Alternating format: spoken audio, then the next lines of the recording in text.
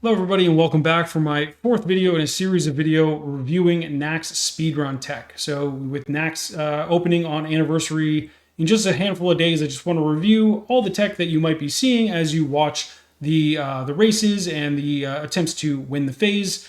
This next piece of tech is called the Stable Boom. You're very unlikely to see this in week one, as the race to world first normally causes a little bit of a different approach because nobody cares about the validity of logs. The race to world first is actually all about just getting KT down, which obviously is predicated on you killing the prior 14 bosses.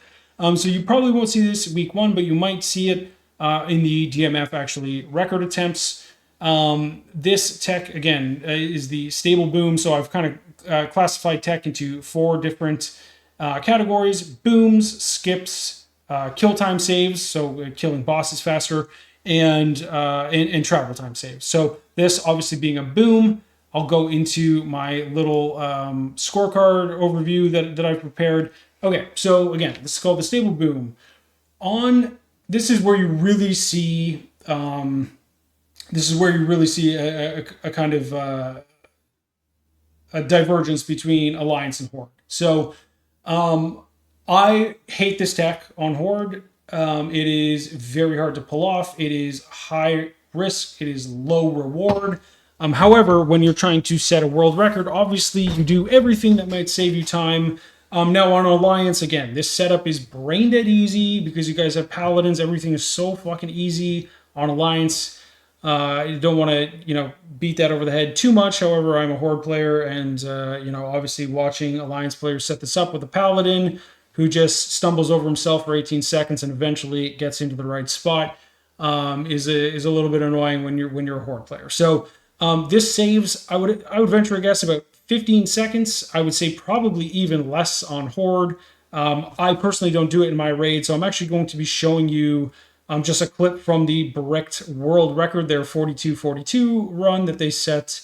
I think it was late last year. So that's the overview. I'm going to go right into this VOD. There's actually not a ton to show. Again, it's a pretty quick setup and a pretty quick execution.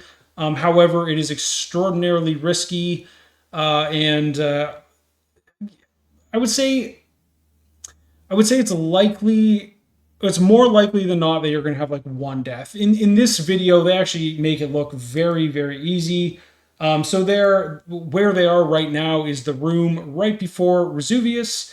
They're actually just about to, so they've kind of killed the lower stuff, and you can see this Petri tech is actually already being set up.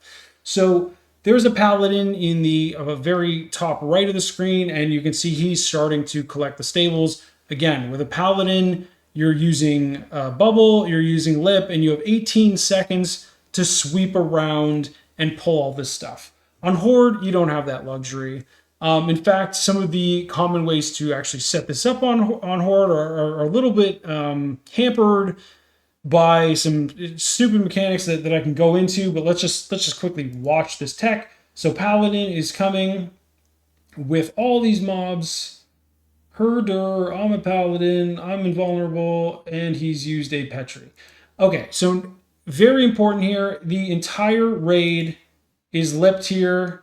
If you turn the corner without lipping, you're dead. Okay, so I mean, you can sit out if you want, but you really want the entire raid to be doing damage here. So everybody's lipped, and they are, like I said, they make this look pretty easy. However, I've seen a lot of guilds, including Bricked, have some casualties here. So just to kind of go back to what happened there.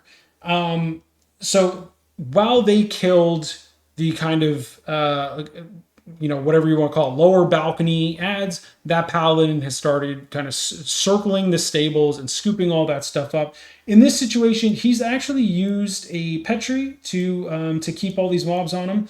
I don't know if he was just running out of time, but Bricked has since figured out, Bricked and other guilds have since figured out that you actually on Alliance don't even need to Petri here. On Horde, you absolutely need to Petri.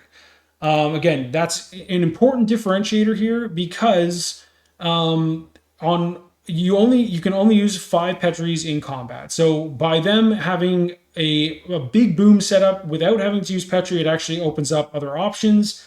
But that is neither here nor there. This guy did Petri, so you can see he's running and he's Petri. So very important to note here. This cannot just be done with just sappers. Everybody needs to do meaningful AoE damage. I don't know whose screen I'm looking at. I don't know what trinkets he's wearing. Hard to say.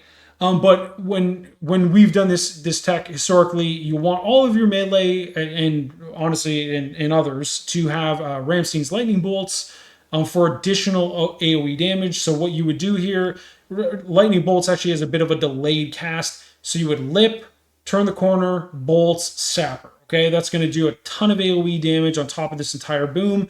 But again, it is critically important, not only for yourself, but for the raid, that you lip before you turn this corner. Because if you don't, some of these things will start charging to you and you'll create like a not a very tight stack, and that will be dangerous. So as they go in here, they've all lipped, they've turned this corner, they've sappered, they've bolted. And for casters, what you actually want to do here is probably ZHC as your trinket, or maybe Restrained Essence, but ZHC is better. ZHC and throw a Holy Water. That will actually do more damage, and then you'd want to, Sapper Blast Wave on top of that. But that will actually do more damage than the Lightning Bolt. So for casters, particularly mages, that is a ZHC into Holy Water, Sapper Blast Wave. For everybody else, your Lip, Bolt, Sapper. Again, they have pallies, so I'm assuming their mages are even bopped here. I don't really know. I don't play Alliance. But again, they do make this in this scenario look pretty easy.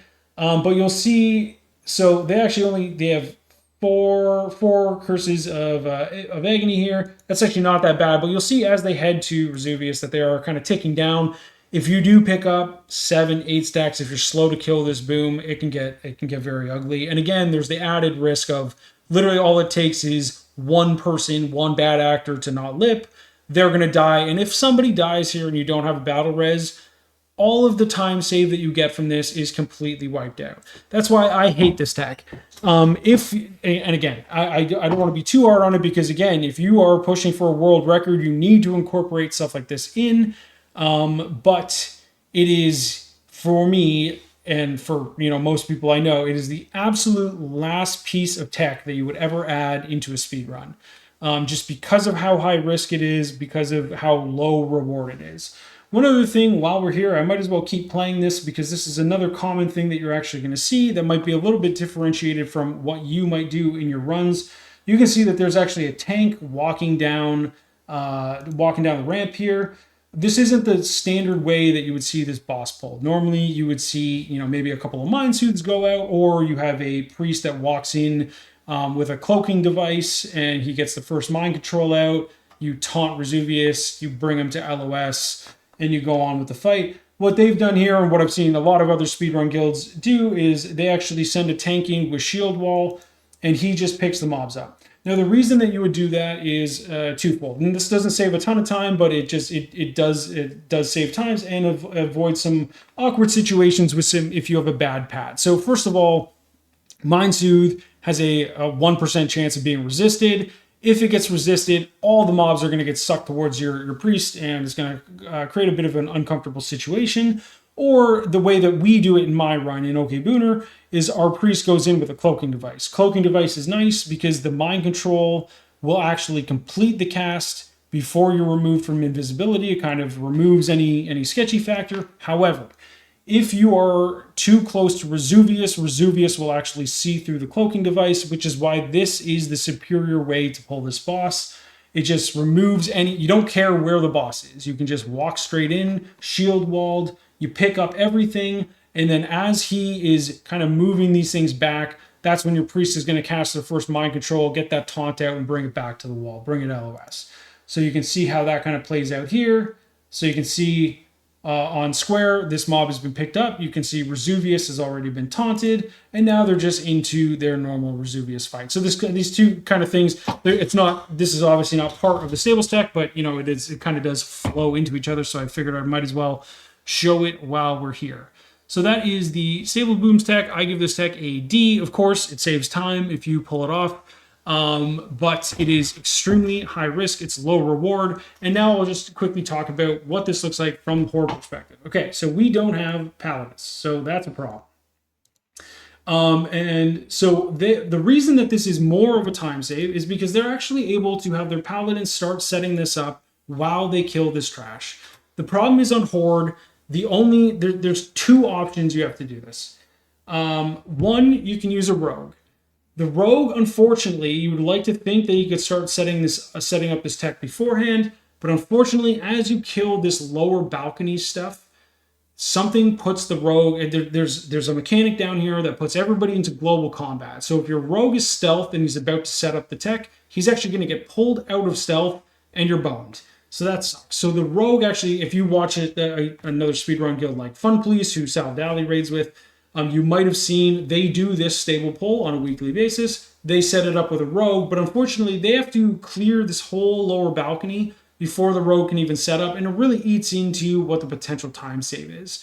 The other method is actually very crazy. It was a shower thought by a very wise player that I know. And if you've ever seen what happens if you don't kill all this stuff and you go into Razuvious, well, I'll tell you what happens. If you pull Razuvious without clearing these stables, the entire contents of that stables starts running towards Razuvious.